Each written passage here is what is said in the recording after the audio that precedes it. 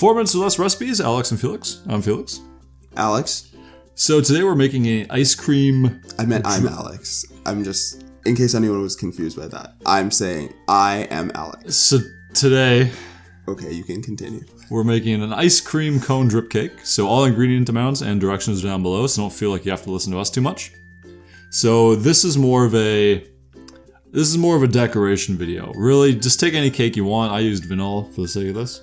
Okay. But use whatever cake you want. This isn't a cake recipe. It's the kind of cake you put in a display or something. Exactly. You know? This is one you do to show off. You don't do it necessarily for the cake. So we'll put it in a cake thing down below. Just a plain vanilla cake recipe. Go take that. We have a couple other ones we've done if you want to use something a little more flavorful. So right now we're just doing some buttercream right now, and that's going to make the outside layer of the cake. Okay. And then we're going to make the drip part after, which is theoretically the ice cream cone is now dripped all over the cake. Yeah, that's the more interesting part of this. Exactly. So right now this is just plain buttered powdered sugar milk until you get the consistency you see there. And now we're going to do our color. So we're going to start with purple. So now the thing about coloring is always we use gel. The reason being is if you use a liquid one, it adds liquid to the batter and you don't really want to change the consistency. I can't imagine. I just have a hard time believing that if you're adding food coloring in, liquid food coloring, like it's so much that it would change the consistency of the whole. There seems like a lot of buttercream. If you're making with this, it probably wouldn't make that buttercream. much of a difference. However, the gels do give better color as well. So the thing about the gel is only use a little bit of a time because a little bit goes a long way, not like food coloring. Gels are much, much, much stronger, and you can always add more coloring. You can't take more away, unfortunately. Well, so make sure you do it. Well, you can. You just have to make more of everything. So right now we're going to level off the cakes. So you can see me here with a cake leveler. Really cool cake leveler. Yeah, I like this one. I think we used this in another one. I can't remember. And we used it in something before. Yeah. So we're using 6-inch cake tins.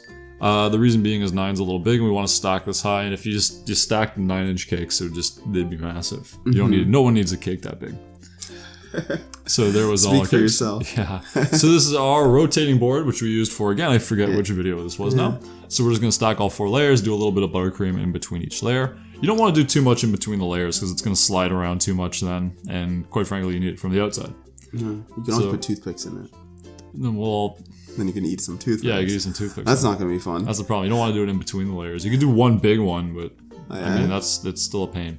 Are there such things as giant toothpicks? Yeah, the skewer. Of course they are. Well played. So the last one, you'll turn upside down so you get the flat bottom. And I guess this is just more shots of us putting on icing. Yeah. So the important thing here is just to get a lot of icing on it.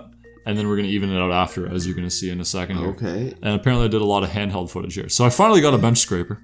Okay. And we're just going to twirl it. It helps if you get a friend, because what happens is when you do it by yourself, you have to stop and move your hand, and you get those lines in it there. So you're going to see it's a little more steady later. But that's how you get that smooth exterior to it. Again, I am not a professional cake decorator. I'm not even good at decorating. It's not bad. It's not bad, but it's not...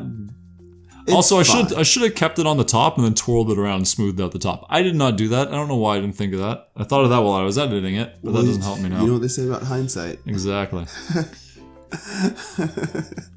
yeah, just try to get it. Oh, you're still trying to smooth it. Oh, okay. So there you go. Through the magic of editing and taking out 20 minutes of footage and me fiddling with it. I finally got it. So it's not as important to get the top level because we're going to be putting the ganache on. So this is heavy milk that we heated up. Or heavy milk. Heavy cream. I was going to ask what heavy milk was. It's milk that's been working out. Oh.